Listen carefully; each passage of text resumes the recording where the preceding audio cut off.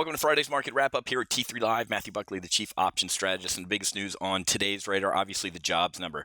Non-farm payroll came in a little light, still had a 2 in front of it, 214,000, but the consensus was for 235.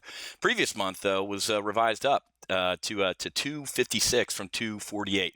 Unemployment rate actually ticked down to 5.8%, and average hourly earnings. This is kind of the news for me of the day, to be honest with you. I know job growth is just kind of stumbling along, but it's average hourly earnings. Last time we were flat, 0.0. Mr. Blutarski, right? Got me through college. 0.2% was the forecast.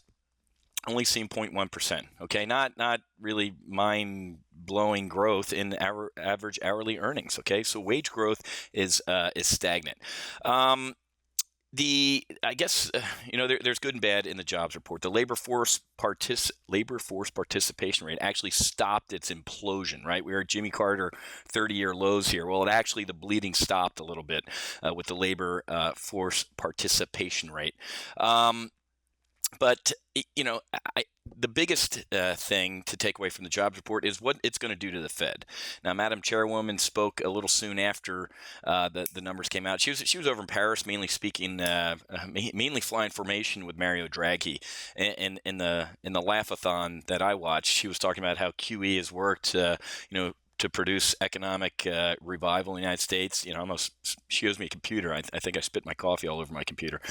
That's just not true. I mean, let's talk about the evil 1%, right? The only thing that the only group that QE has helped over the past 2 years is that group, whoever's been in the stock market, okay? That average mom and pop or the lower income folks in this country did not partake in that 45-degree climb angle right there, which is obviously unfortunate. But at the end of the day, the jobs numbers really the Fed's done their quantitative easing. If anything, their interest rate glide path is probably on schedule, maybe early 2015 or spring of 2015. So it's really, the jobs numbers really didn't impact any of that at all. But I got to be honest with you, when you dig into the jobs numbers today, here's the bad news.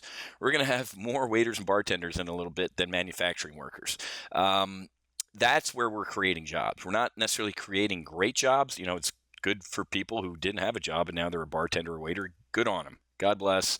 Wish them luck. Unfortunately, that's not going to power us out of this economic slump that we're in, just creating those type of jobs. Okay? So hopefully we can start seeing some job creation. I think that was a reflection of what was going on in the election with the throw the bums out type of thing, the anti-Washington mood across the United States of either party. Get us out of this thing. Somebody help. In other news, and it's really interesting that the market's really not reacting to this. We've essentially been flat all day, but 4 or 5 months ago, whenever we saw one of these headlines, Russian troops, Russian tank column heading into Ukraine, the market would implode. We're not seeing that today. I think the markets have more or less shrugged off Vladimir Putin, unless, we see tanks rolling into Kiev. I think the market's kind of done reacting to Putin, and more importantly, I think NATO's done. I think we'll wag our finger at him again and say, stop, or we'll say stop again. Yawn. Nothing's going to happen. Good week so far in the weekly options model portfolio. Had 2 trades. We had a Chipotle bear call spread that was on. I was trying to leg into an iron condor, didn't get there, and an Apple bull put spread. Both of them closing for max profit today, so really happy. Finally, a really good week in weekly options. It's been crazy lately. So, okay, I got to run. Have a great rest of your weekend, and I'll talk to you guys with Monday's market outlook. We'll see you.